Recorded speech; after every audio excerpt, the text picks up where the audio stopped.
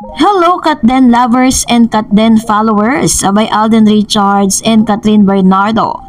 Sabay na natagpuan sa isang gym. But before that, if you haven't subscribed yet to my YouTube channel, please don't forget to like, share, and subscribe at hit mo na rin ang notification bell for more showbiz updates. Bago tayo of course magpatuloy sa ating updates for today's video, hindi ko kayo pwedeng kalimutang pasalamatan for always watching and trusting this channel. So, hindi pa man po lumalabas sa Netflix ang pelikula na Hello Love Again, ay talagang sinasabi or kino-consider po na ito bilang isang pasabog sa Valentine's Day. Ang ingay-ingay sa online world ng Katden fans dahil muling makikitang magkasama sina Catherine at Alden Richards. Sabik na kasi ang fanay sa mga bagong ayudang photos at videos na magkasama sina Kat at Tisoy. Kaya naman kahit on screen lang ay masaya na silang makitang together again ang Katden. Mapapanood na kasi sa Netflix ang box office phenomenal hit movie nilang Hello Love Again isang araw bago mag Valentine's Day. Ngayon ay pwede na raw nilang ulit-uliting panoorin ang mga kissing ang labingan scene ng Katden. Ay hindi nga raw sila magsasawang titigan ang tukaan ng idols nila. Pero hopya pa rin ang mga fans kasi hoping pa rin tayo na magkakaroon nga ng date ito pong dalawang ito. Pero matapos ko pong ihatid sa inyo kahapon dahil sabi ko po sa inyo na someone or somebody is nag-tweet doon po sa Twitter na ngayon ay X, sinabi niya, pinatunayan niya na si Alden Richards nga ay namamataan dito po sa Casa Bernardo 2 beses sa isang linggo, kung saan minsan sobrang gabi na siya pumupunta, minsan naman sobrang aga. At napatunayan din na parang sabay silang nagja-jogging doon po sa vicinity ng Casa de Bernardo. So dahil po dito ay talagang natuwa tayo kasi yan po yung ilan sa mga pasabog ng Katden at pinapasinungalingan ng ilan sa mga sinungaling na mga fake news na nagsasabing wala na raw sightings at wala na raw ganap kay Alden at kay Catherine Bernardo. But this time, eto na.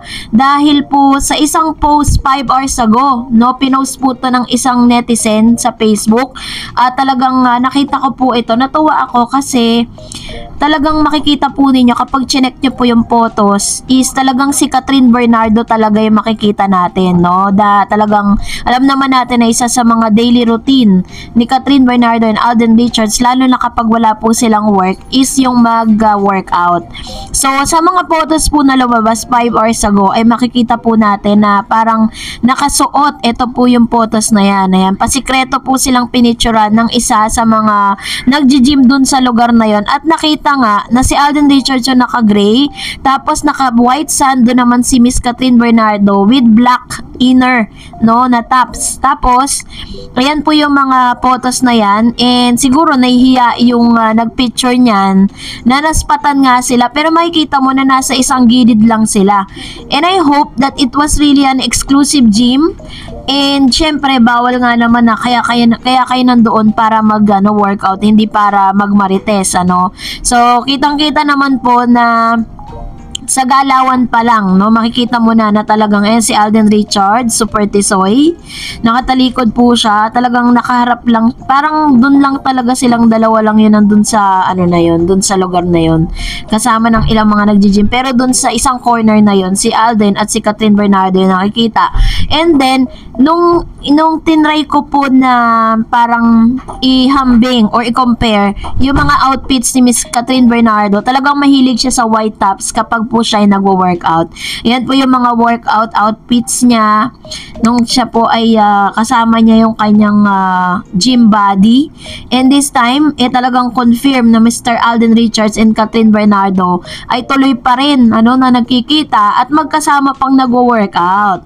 So, tuwan-tuwa naman tayo sa mga paayuda na to dahil baka kasi sinasabi, ito po hindi sinasadyang makunan. Ayan si Catherine. Ayan, nakita nyo naman Catherine na Catherine at Alden na Alden Richards din. Meron din po kasi si Alden Richards na parang pang gym niya na color gray. Tapos parang Nike yung kanyang shorts. Ganun po yung nakikita ko. So, hindi man natin na pag sinuzoom mo siya, At tignan nyo po, si Catherine talaga yan eh. Braso, pati yung skin color niya, si Catherine talaga siya. So, napakasaya ng lahat ng mga kat din kasi talagang unti-unti na nilang pinapakita na talagang may communication pa rin sila. So, salamat po at nandito naman po tayo sa isang tag po kung saan magbabasa tayo ng mga komento ninyo. Unahin natin si Miss Peten Seboy. Summer is a user to build up his career. Once again, that's why he started to use Catherine so that the whole media will talk about him. And sabi ni Miss Marites Pereira, nakapaalam na si Alden sa parents ni Kat. Sabi niya nga, Tisoy, alam ni Kat ng intention niya at alam ng family niya sa fast talk ni Boy Abunda, isa-isahin nyo. And sabi ni Miss Gloria, Ray Pumalay, thank you. Mabuti ka talaga, kilala kita sa Itbulaga pa. Thank you pareho kayo ni Miss Tares. Mabuti kayo sa Kat din. Love you both. And thank you Ma'am si Gloria. Summer is user to build up his career once again. So parang sinasabi kasi nila rito na parang ginagamit nga, no? Pero sa tingin ko naman, hindi naman si Daniel yung gumagawa. Ang gumagawa yung mga binayaran. Para po talagang isinisingit nila lagi ang pangalan ni Daniel Padilla pag napapag-usapan si Catherine, 'di ba? Parang unfair lang kasi kay Catherine Bernardo. Actually, kaya rin naman ni Daniel Padilla na sumikat kahit po kahit po talagang hindi mabanggit si Catherine. Lalo na ngayon, talagang dami pong nanonood ng kanyang teleserye. Let them live. Hayaan natin mabuhay siya. Sabi ni Miss Aliyah, kampante lang ako, Miss Tareds. Good morning muna sa'yo, Miss Tareds. Pwede ba pakiusap? Basta kay Miss Tareds lang tayo maniwala sa mga ayuda niyang Kat Den to forever. Love you both, Kat Den forever. Thank you, Ma'am si Aliyah Neresina sa inyo pong komento. And of course, syempre, tulad ng lagi kong sinasabi, salamat po sa tiwala. And si Ma'am si Gloria Parmason pa rin to. Talagang grabe po yung pagtitiwala din ni Ma'am si Gloria, no? Salamat po Ma'am si sa inyo pong komento at syempre sa lagi po ninyong panonood sa mga updates po natin. Sabi ko naman sa inyo na we will never stop until such time na talagang si Alden at si Catherine na po mismo ang magbigay sa inyo ng information with regards to the relationship. Sabi ni Ma'am si Annabelle, hi Miss Stars, malamang totoo yan, naniniwala ako sa ginagawa nilang mag-jogging magkasama pag may time. Pupunta sa Casa Bernardo pag may time. Normal lang na sa magkarelasyon. Sa lalim ng mga pinagsamahan nilang dalawa, di yun mapuputol. Basta for me, di na sila basta-basta matitinag.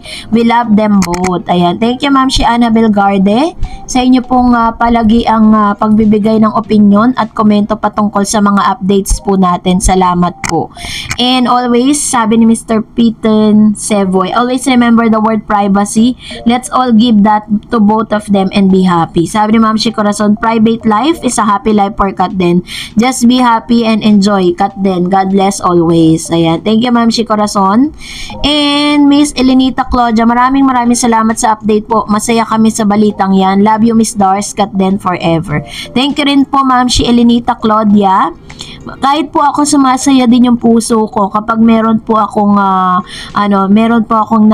babalitaang patungkol sa mga ganyan Dahil talagang gusto kong patunayan sa lahat na hindi totoong wala silang communication. Sabi ni Miss Wilma Lagasca, wow, gusto ko yan Miss Tares. Hi, pag naririnig ko mga ayudang magkasamang Kat Den, ang saya ko Miss Tares. Senior na ako pero kinikilig ako Miss Tares pag may maganda akong napapanood tungkol sa Kat Den. Kaya kahit senior na ako, inikilig pa rin ako. Basta Kat Den, kahit anong panira tungkol kay Alden, di ako naniniwala. Basta ang paniniwalaan ko, mahal ni Alden si Catherine ko. Basta ako, di na mag-iiba ng idol. Kat Den forever lang ako. Yehe, HLA na. Naabangan ko talaga Miss Tares. Sa panood ko na pero ulitin ko ulit syempre, Kat Den forever. Alam niyo po pagkatapos ng maipanood yan sa Netflix, panigurado yan, gagawa na naman ng ingay at history ang Hello Love Again sa Netflix. Magna number 1 top agad yan kasi syempre maraming gustong ulitin at panoorin yan sa Netflix, lalo na po yung mga may Netflix dyan at yung mga wala pang Netflix, mag-apply na kayo. Magkano lang naman po yung monthly ng Netflix and then makakapanood pa kayo ng iba pang mga magagandang mga content and movies. Sabi ni Miss Norma, I'm happy may Kat Den pa talaga. Nagpapahinga pa sila, hindi tayo mag-aalala. May Kat Den pa. Basta ang support ko kay Den pa rin ako. Alam ko both sila in love Kat Den. Ayan. Thank you Ma'am si Norma Kalinod.